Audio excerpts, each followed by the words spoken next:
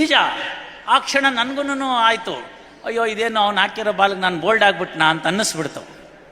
ಆಗ ನೆನಪಿಗೆ ಬಂದಿದ್ದೆ ಈ ಒಂದು ಸಣ್ಣ ಉದಾಹರಣೆ. ಅಕ್ಬರನಿಗೆ ತನ್ನ ಪ್ರಜೆಗಳ ಮೇಲೆ ಅತ್ಯುನ್ನತವಾಗಿರ್ತಕ್ಕಂಥ ಪ್ರಾಮಾಣಿಕತೆ ಬಗ್ಗೆ ನಂಬಿಕೆ ಇತ್ತು. ನಾನು ಹೇಳ್ತಾ ಇದ್ದೀನಿ, ನಂಬಿಕೆ ಇತ್ತು. ಆದರೆ ಅದನ್ನು ಅಲ್ಲ ಅಂತ ಹೇಳುವಂಥ ಧೈರ್ಯ ಯಾರಿಗೂ ಇರಲಿಲ್ಲ. ಆಗ ಇದು ಹೌದು ಅಂತ ಅಕ್ಬರ ಅಂದ. ಬೀರ್ಬಲ ತನಗೆ ಚೇಷ್ಟೆ ಮಾಡೋ ಬುದ್ಧಿಯಿಂದ, ಹೆಂಗೆ ಹೇಳ್ತೀರಿ, ಎಷ್ಟೋ ಜನ ಇಲ್ದಲ್ನೇನು ಇರ್ಬೋದು, ಅಪ್ರಾಮಾಣಿಕರು ಇರ್ಬೋದು. ಸ್ವಲ್ಪ ಅಕ್ಬರನ ಕೋಪ ಬಂತು, ಇದಕ್ಕೊಂದು ಪರೀಕ್ಷೆ ಇಡೋಣ ಅಂತ ಹೇಳಿ ಪರೀಕ್ಷೆ ಇಟ್ಟು. ಏನು ಪರೀಕ್ಷೆ? ನಾಳೆ ಈಗೊಂದು 3-4 ದಿವಸದಲ್ಲಿ ನನ್ನ ಮಗ ಯುವರಾಜ ಪಟ್ಟಾಭಿಷೇಕ ಇದೆ, ಅದರ ಸಂಬಂಧವಾಗಿ ಒಂದು ದೊಡ್ಡ ಪೀಪಾಯಿ ತರಿಸ್ಬಿಡೋಣ, ಅಲ್ಲಿ ಇಡಿಸ್ಬಿಟ್ಟು ಒಂದು ಅಟ್ಟಣಿಗೆ ಕಟ್ಟಿಸ್ಬೇಡ. ಈ ಕಡೆಯಿಂದ ಎಲ್ಲರೂ ಅವ್ರ ಮನೆಯಿಂದ ಒಂದೊಂದು ಲೋಟ ಹಾಲು ತಂದು ಹಾಕಬೇಕು, ಆ ಕಡೆಯಿಂದ ಇಳಿದು ಹೋಗಬೇಕು. ನಾವು ನಂತರದಲ್ಲಿ ಅದಕ್ಕೆ ದ್ರಾಕ್ಷಿ, ಗೇರ್ಪಪ್ಪು ಎಲ್ಲ ಹಾಕಿ ಒಳ್ಳೆ ಪಾಯಸ ಮಾಡಿಸಿ ಇಡೀ ಜನದವ್ರಿಗೆಲ್ಲ, ರಾಜ್ಯದವ್ರಿಗೆಲ್ಲ ಹಂಚೋದು, ಪ್ರತಿಯೊಬ್ಬರು ಇದರಲ್ಲಿ ಪಾಲ್ಗೊಳ್ಬೇಕು ಅಂತ ಹೇಳಿ ಡಂಗೂರ ಸಾರಿಸಿ ಅಂತ ಹೇಳಿದ್ರು. ಆಯಿತು, ಎಲ್ರಿಗೂ ಒಪ್ಪಿಗೆ ಆಯಿತು. ಒಪ್ಪಿಗೆ ಆದಮೇಲಿಂದ ಅದರಂತೆ ಎಲ್ಲ ಒಪ್ಕೊಂಡ್ರು, ಎಲ್ಲ ಸಿದ್ಧವಾಯಿತು. ದೊಡ್ಡ ಅಟ್ಟಣಿಗೆ, ಆ ಎತ್ತರದ ಪೀಪಾಯಿ, ಎಲ್ಲರನ್ನು ಪಾಲ್ಗೊಳ್ಬೇಕು ಅಂತ ರಾಣಿ ವಾಸದ ಹತ್ರನೇ ಇಟ್ಟರು. ಯಾಕೆಂದರೆ ಬೇಗಂಗಳೆಲ್ಲ ಮೇಲಿಂದನೇ ಹಾಕಲಿ ಅನ್ನೋ ಉದ್ದೇಶದಿಂದ ಎಲ್ಲ ಆಯಿತು. ಮೊದಲು ರಾಜ ಹಾಕಿದ್ರು, ಆನಂತರ ಬೇಗಂಗಳೆಲ್ಲ ಹಾಕಿದ್ರು, ನಂತರ ಮಂತ್ರಿಗಳು, ಹಾಗೆ ಎಲ್ಲರನ್ನೂ ಹತ್ತಿದ್ರು. ಕೊನೆ ತನಕ ಎಲ್ಲರೂ ಹತ್ತಿದ್ರು, ಆ ಕಡೆಯಿಂದ ಇಳ್ಕೊಂಡು ಹೊಟ್ಟೋದ್ರು. ಪ್ರಾರಂಭ ಆಗುವಾಗ ಸಂಜೆ 6 ಗಂಟೆ ಮೇಲೆ ಅಮಾವಾಸ್ಯೆ ದಿವಸ ಇಟ್ಟಿದ್ರು. ಯಾರು ಅಂತ ಐಡೆಂಟಿಟಿ ಗೊತ್ತಾಗಬಾರ್ದಲ್ಲ, ಎಲೆಕ್ಷನಲ್ಲಿ ಓಟ್ ಹಾಕ್ತೀವಲ್ಲ ಹಾಗೆ. ಸರಿ ಆಯಿತು, ಅದೆಲ್ಲ ಗೊತ್ತಾಯಿತು, ಎಲ್ಲ ಮಾಡಿದ್ರು, ಎಲ್ಲರೂ ಹಾಕೋದ್ರು. ಮಾರನೇ ದಿನ ಎಲ್ಲ ಅವರೆಲ್ಲ ಬಂದರು, ಬಾಣಸಿಗರು. ಬಂದಾದ್ಮೇಲಿಂದ ಪಾಯಸ ಮಾಡಬೇಕು, ಹಾಲಿನ ಪೀಪಾಯಿ ತೆಗೀರು ಅಂತಾರೆ. ಬರೇ ನೀರು, ಇದೇನಿದು ಬರೇ ನೀರಿದೆಯಲ್ಲ ಅಂತ ಹೇಳ್ಬಿಟ್ಟು ಅಂತ ಭಾಳ ಯೋಚನೆ ಆಯಿತು. ಏನು ಕರೆಸಿದಿರಿ, ಏನು ಡಂಗುರ ಹೊಡಿಸಿದಿರಿ, ನೋಡಿ ಒಂದು ಸರ್ತಿ ಅಂತ. ಇಲ್ಲ, ಹಾಲು ಅಂತ ಸ್ಪಷ್ಟವಾಗಿತ್ತು. ಎಲ್ಲ ಆಯಿತು, ಇದರಲ್ಲೇನೋ ಮೋಸ ಆಗಿದೆ ಅಂತ ಅಕ್ಬರನಿಗೆ ಅರ್ಥ ಆಯಿತು. ಅರ್ಥ ಆದಮೇಲೆ ಬೀರ್ಬಲ್ನ ಕರೆಸ್ರಿ ಅಂದರು. ಅವನಿಲ್ಲ, ಎಲ್ಲೋ ತಪ್ಪಿಸ್ಕೊಂಡ್ಬಿಟ್ಟಿದ್ದಾನೆ. ಮನೆಗೆ ಕಳಿಸಿ ಹುಡುಕಿಸಿ ಕರೆದ್ರು. ಆಗ ಬೀರ್ಬಲ ಬರ್ತಾನೆ. ಬಂದಮೇಲೆ ಹೇಳ್ತಾನೆ, ಎಲ್ಲರ ಮುಂದೆ ನಿಮಗೆ ಅವಮಾನ ಆಗಬೇಕೋ ಇಲ್ಲ ಪ್ರೈವೇಟಲ್ಲೋ ಅಂತ. ರಾಜ ನೋಡ್ದ, ಪ್ರೈವೇಟೇ ವಾಸಿ ಅಂದ್ಬಿಟ್ಟು ನಡೀರಿ ಅಂತಂದ.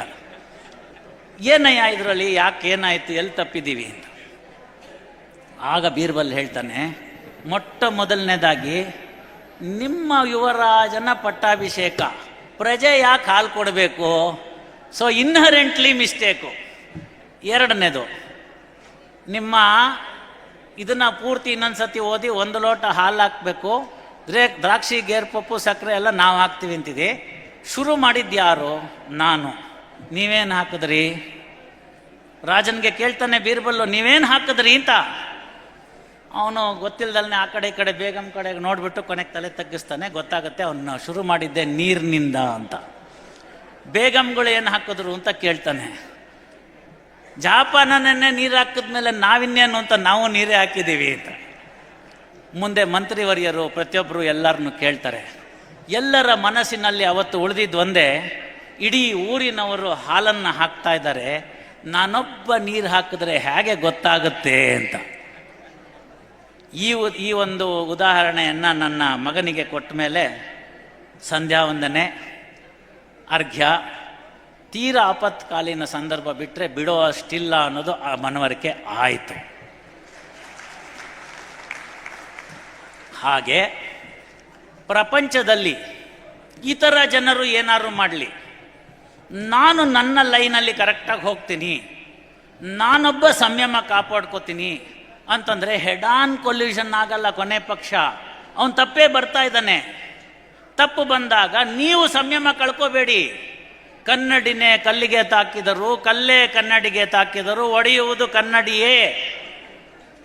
ಆದ್ದರಿಂದ ನಮ್ಮತನವನ್ನು ಉಳಿಸ್ಕೊಳ್ಳೋಣ, ಆ ಪ್ರತಿಜ್ಞೆಯನ್ನು ನಾವು ಮಾಡೋಣ. ಸಮ್ಮೇಳನಗಳಲ್ಲಿ ನಮಗೆ ದೊರಕಬೇಕಾಗಿರ್ತಕ್ಕಂಥ ವಿಚಾರ ಅಷ್ಟೇ, ನಾನೊಬ್ಬ ಸರಿಯಾಗ್ತೀನಿ. ಪ್ರತಿಯೊಬ್ಬರು ಅವ್ರವ್ರು ಸರಿಯಾಗ್ಬಿಟ್ಟಿದ್ರೆ ಅವತ್ತಿನ ದಿವಸ ಪೀಪಾಯಿನಲ್ಲಿ ಹಾಲು ಉಕ್ಕಿ ಹರಿಬೇಕಾಗಿತ್ತಲ್ವಾ.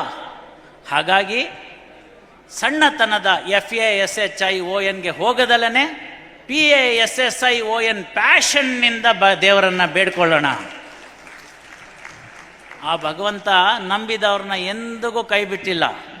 ನೀವು ಹಿಂದಿನ 2 ಗೋಷ್ಠಿಗಳಲ್ಲಿ ನೋಡಿದ್ದೀರಿ, ಅವರ ಯಶೋಗಾಥೆಗಳನ್ನು ಕೇಳಿದ್ದೀರಿ, ಎಷ್ಟು ಸಂದರ್ಭಗಳು ಉಂಟಾಯಿತು ಅಂತ ಕೇಳಿದ್ರಿ, ಪ್ರಪಂಚದಾದ್ಯಂತ ಎಷ್ಟು ತೊಂದರೆಗಳನ್ನು ಒಳಪಟ್ಟರು ಅಂತ ನೋಡಿದ್ವಿ. ಯಾವ ವಿಶ್ವವನ್ನೇ ತನ್ನ ಬಯೋಲಾಜಿಕಲ್ ವಾರಿಂದ ಚೈನಾದವರು ಹಾಳು ಮಾಡಬೇಕು ಅಂತ ಯೋಚನೆ ಮಾಡಿದರು, ಅಂತಹ ಒಂದು ಬಯೋಲಾಜಿಕಲ್ ವಾರ್ನ ಮೆಟ್ಟಿ ನಿಂತಂಥ ದೇಶ ಇದಾಗಿದೆ.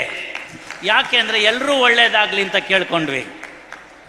ಅಲ್ಲಿ ಕೋವಿಡ್ನಲ್ಲಿ ಟ್ರೀಟ್ಮೆಂಟ್ ಮಾಡ್ತಿದ್ದಂಥ ಡಾಕ್ಟ್ರು ಅರ್ಧ ಗಂಟೆನಲ್ಲಿ ಸತ್ತು ಹೋಗ್ತಾರೆ. ನಮ್ಮ ಚಿಕ್ಕಪ್ಪ, ಚಿಕ್ಕಮ್ಮ, ದೊಡ್ಡಮ್ಮ, ಸ್ನೇಹಿತ, ನಮ್ಮ ಊರಿನವರು ಎಷ್ಟೋ ಜನ ಬಲಿ ಆಗ್ಬಿಟ್ರು. ನನಗೆ ಆ ಪ್ರಶ್ನೆ ಸಂದರ್ಭದಲ್ಲಿ ಕೇಳಿದ್ರು, ಅಲ್ಲ ರೀ, ತಿರುಪತಿ ತಿಮ್ಮಪ್ಪನಿಗೆ ಕ್ಲೋಸ್ ಮಾಡಿಬಿಟ್ರು, ನಿಮ್ಮ ದೇವರು ಒಂದು ಕೋವಿಡ್ನ ತಡ್ಕೊಳ್ಳಿಲ್ಲ, ಇನ್ನು ನಿಮ್ಮನ್ನು ತಡ್ಕತಾನ ಅಂತ. ನಾನು ಹೇಳಿದೆ, ಕ್ಲೋಸ್ ಮಾಡಿದ್ರಿಂದ ಇಷ್ಟೇ ಜನ ಸತ್ತಿದ್ದು, ಕ್ಲೋಸ್ ಮಾಡದೇ ಇದ್ದರೆ ಜಾಸ್ತಿ ಜನ ಸಾಯ್ತಿದ್ರು ಅಂತ. ಹೇಗೋ ಇರಲಿ, ಭಗವಂತ ಯಾವಾಗಲೂ ಕೂಡ ಕಲಿಯುಗದಲ್ಲಿ ಸಾಕ್ಷಾತ್ ಅವತಾರವನ್ನು ತಾಳಲಾರ. ಹಾಗಾಗಿ ನಮಗೆ ಕೋವಿಡ್ನ ವಾರಿಯರ್ಸ್ ಮುಖಾಂತರ, ವೈದ್ಯಕೀಯ ಮಹಾನುಭಾವರುಗಳ ಮುಖಾಂತರ, ಗಿರಿಧರ್ ಕಜೆ ಅವರ ಮುಖಾಂತರ ಎಲ್ಲರನ್ನು ಪುನಃ ನಮಗೆ ಪುನರ್ಜೀವನ ಕೊಟ್ಟಿದ್ದಾನೆ. ಇಲ್ಲಿರ್ತಕ್ಕಂಥವರೆಲ್ಲ ಅದೃಷ್ಟವಂತರು. ಈ ಕಾರ್ಯಕ್ರಮವನ್ನು ವರ್ಚುವಲ್ ನೋಡ್ತಿರ್ತಕ್ಕಂಥವರೆಲ್ಲ ಕೂಡ ಅದೃಷ್ಟವಂತರು. ಯಾಕೆಂದರೆ ನಮಗೆ ಸೆಕೆಂಡ್ ಲೈಫ್ ಬಂದಿದೆ.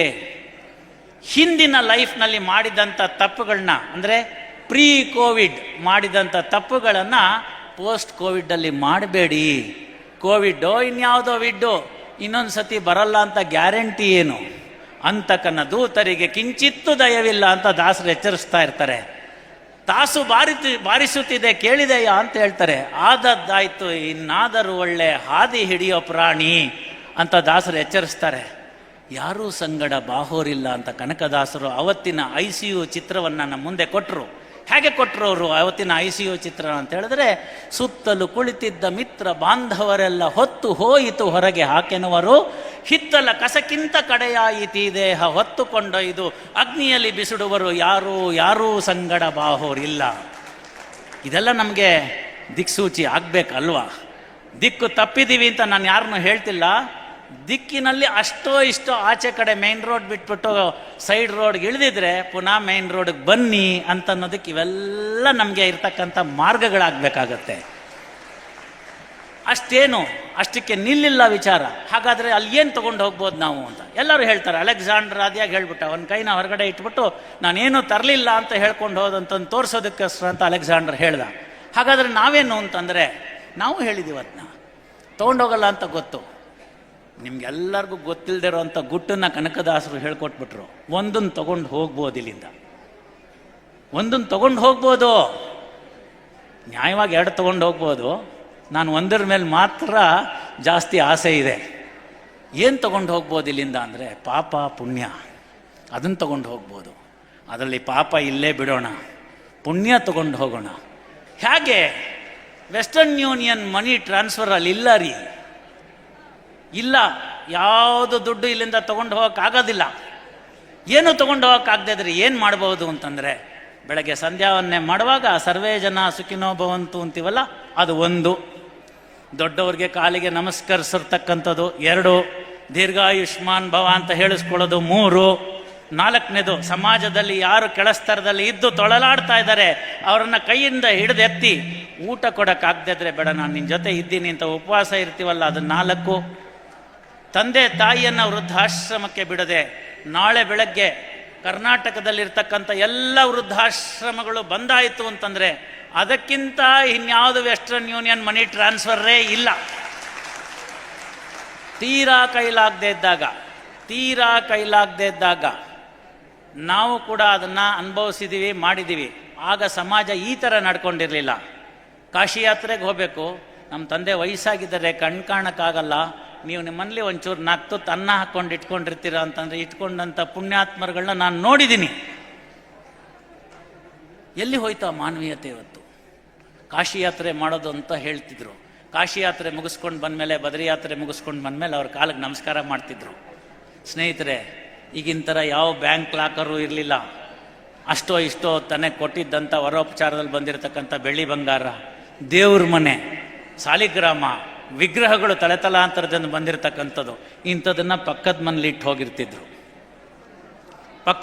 ಹೋಗಿರ್ತಿದ್ರು. ನಾ ತಮಾಷೆಗೆ ಹೇಳ್ತಿರ್ತಿದ್ದೆ, ನಮ್ಮಲ್ಲಿ ಒಂದು ಬೇಲ್ಮೆಂಟ್ ಅಂತ ಬರುತ್ತೆ ಯಾವುದರಲ್ಲಿ, ಕಾನೂನಿನ ವಿಚಾರದಲ್ಲಿ. ಅದನ್ನು ಬೇಲ್ಮೆಂಟ್ ಅಂತಂದರೆ ಇಸ್ಕೊಂಡು ವಾಪಸ್ಸು ಭದ್ರತೆಯಿಂದ ಕೊಡ್ತಕ್ಕಂಥದ್ದು ಅಂತ. ಕಾಶಿ ಯಾತ್ರೆ, ಬದರಿ ಯಾತ್ರೆ ಮಾಡಿ ವಾಪಸ್ ಬಂದಾಗ ಅದನ್ನು ಅದೇ ರೀತಿಯಲ್ಲಿ ಸ್ವಚ್ಛವಾಗಿ ಮರಳಿಸಿ ಕೊಡೋದಿತ್ತಲ್ಲ, ಅದು ಇನ್ನೊಂದು ಪುಣ್ಯ ಅಲ್ಲಿ ಬರ್ತಕ್ಕಂಥದ್ದು. ಇವತ್ತು ನಾವು ಯಾವ ಮಟ್ಟಕ್ಕೆ ಬಂದಿದ್ದೀವಿ ಅಂತ ಹೇಳಿದ್ರೆ, ಪಕ್ಕದ ಮನೇಲಿ ಬೀಗ ಹಾಕಿದ್ದಾರೆ, ನಮಗೆ ಗೊತ್ತಾಗಿದೆ ಅವ್ರ ಮನೇಲಿ ಬರ್ಗ್ಲರ್ಸ್ ಅಲಾರಂ ಇಟ್ಟಿದ್ದಾರೆ, ಹೊಡ್ಕೊಂಡಿದೆ, ನಾವು ಅವ್ರಿಗೆ ತಿಳಿಸೋ ಪ್ರಯತ್ನ ಮಾಡ್ತಿಲ್ಲ. ಸಿಮೆಂಟಿನ ಗೋಡೆ ಅಲ್ಲ ಅದು, ಇಟ್ಟಿಗೆಯ ಗೋಡೆ ಅಲ್ಲ ಅದು, ನಾವಾಗೇ ನಿರ್ಮಿಸಿಕೊಂಡಂಥ ವರ್ಚುವಲ್ ಗೋಡೆ. ಇರೋದು 3.5 ಲಕ್ಷ ಜನ, 2.5 ಲಕ್ಷ ಜನ. ಇಡೀ ಭಾರತದಾದ್ಯಂತ ನಾವು 3.5% ಇರ್ತಕ್ಕಂಥವ್ರು. ಯಾಕೆ ಸಿಮೆಂಟು ಮತ್ತು ಇಟ್ಟಿಗೆ ಗೋಡೆಗಳನ್ನ ಕಟ್ಕೋತೀರಿ? ಆ ಕಟ್ಟಡಗಳನ್ನ ಒಡೆದು ಹಾಕಿ ಅದೇ ಸಿಮೆಂಟು ಇಟ್ಟಿಗೆಗಳಿಂದ ನಿಮ್ಮ ಮನೆಯಿಂದ ಅವರ ಮನೆಗೆ ಒಂದು ಬ್ರಿಡ್ಜನ್ನು ಕಟ್ಟಿ, ಆಗ ಅದು ಯಾರು ಬಂದು ನಮ್ಮನ್ನು ತಡಿತಾರೋ ನೋಡೋಣ. ಒಂದು ಪ್ರವಾಹೋಪಾದಿಯಲ್ಲಿ ಸದ್ಗುಣಗಳು ಬರಬೇಕು. ಕನಕದಾಸರು ಅದನ್ನು ಹೇಳ್ತಾರೆ ಗುಟ್ಟನ್ನು ಹೇಳುವಾಗ ಏನು ಹೇಳ್ತಾರೆ ಅಂತಂದರೆ, ಹರಣ ಹಿಂಗುವ ಮುನ್ನ ಹರಿಯ ಸ್ಮರಣೆ ಮಾಡಿ ಪರಗತಿಗೆ ಸಾಧನವ ಮಾಡಿಕೊಳ್ಳೋ, ಕರುಣಾನಿಧಿಗಾಗಿ ನೆಲೆಯಾದಿಕೆ.